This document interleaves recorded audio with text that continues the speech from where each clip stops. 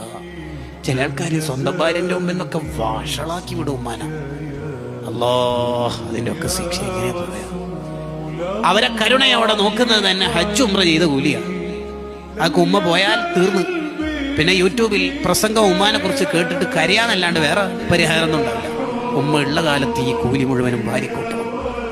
നമ്മുടെ ഉമ്മ നമ്മുടെ വീട്ടിലുണ്ടാവുക എന്ന് പറഞ്ഞാൽ അതിൻ്റെ അർത്ഥം ലോകത്തെ മുഴുവൻ ലൈറ്റും നമ്മുടെ കണ്ണിലുണ്ടെന്നാണ്. ഉമ്മ മരിച്ചു എന്ന് പറഞ്ഞാൽ അതിൻ്റെ അർത്ഥം ഇനിയൊരു ലൈറ്റും നമ്മുടെ കണ്ണിലില്ല എന്നാണ്. വീട്ടിലെ CFL ഓഫാക്കി എന്നല്ല, സൂര്യന് അസ്തമിച്ച പോലെയാണ്. ഇനി ഒരു പ്രശ്നം ആരോടെ പറയാ? ഒരു തണുപ്പുള്ള കൈ നമ്മുടെ നെറ്റിത്തടത്തിൽ വന്നിട്ട് പേടിക്കേണ്ട മോനും ഉമ്മയില്ലേ മോനിക്ക്, ഇങ്ങനെ പറയാൻ ഒരാളുണ്ടാകുന്ന അത്ര കാവൽ നമുക്ക് വേറെ എവിടെ കിട്ടും? വേറെ ആരോടാ ഇത് പറയാ? പനിയൊക്കെ വന്ന കാലത്ത്, കുഞ്ഞിളം കാലത്ത് ഉമ്മ ഇടക്കിടേ വരും നമ്മുടെ അടുത്ത്. നെറ്റിയിൽ ഇങ്ങനെ കുറവുണ്ടാവാന്. അന്ന് രാത്രി ഒരു തരി ഉമ്മ ഉറങ്ങിയിട്ടുണ്ടാവും. അതിന് ഉമ്മക്ക് ഉറക്കം കിട്ടും. സ്കൂളിലൊക്കെ അയക്കുന്ന കാലത്ത് ദോശയൊക്കെ പാചകം ചെയ്യുമ്പോൾ ഒരു ദോശ ചുട്ട് വേഗം നമ്മുടെ പ്ലേറ്റിലേക്ക് ഇട്ട് ദമോനെ കറി ഒഴിക്കും.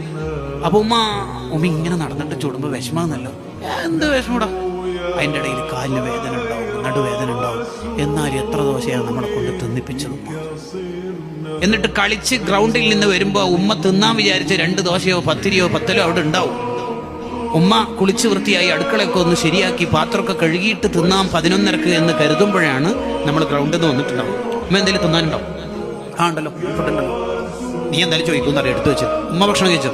എന്താണെന്നറിയില്ലട്ടോ, ഇന്ന് തീരെ ഒരു വിശപ്പില്ല. ഇതിനെന്താ പറയേണ്ടത്? സത്യം പറഞ്ഞു എന്നാണോ, കളവ് പറഞ്ഞു എന്നാണോ, സ്നേഹിച്ചു എന്നാണോ? വാക്കുകൾക്ക് അതീതമാണ് ഉമ്മ എന്ന 2 അക്ഷരം. വ്യാഖ്യാനങ്ങൾക്കും അപ്പുറത്താണ് ഉമ്മ എന്ന അക്ഷരം തന്നെ. ആ ഉമ്മ എന്ന പദത്തിൽ തന്നെ ഒരു ഉമ്മ വയ്ക്കലുണ്ട്. കൂട്ടുകാരെ, എന്നെങ്കിലും ഉമ്മയുടെ ഒരു മാക്സി നമ്മൾ അലക്കി കൊടുത്തിട്ടുണ്ടാവോ? ആൺപിള്ളേരോടാ ചോദ്യം. ഉണ്ടാവോ? ആ ഉമ്മാന്റെ മുമ്പിൽ നിന്ന് ശബ്ദം ഉയർത്തരുത്. കരുണയോടെ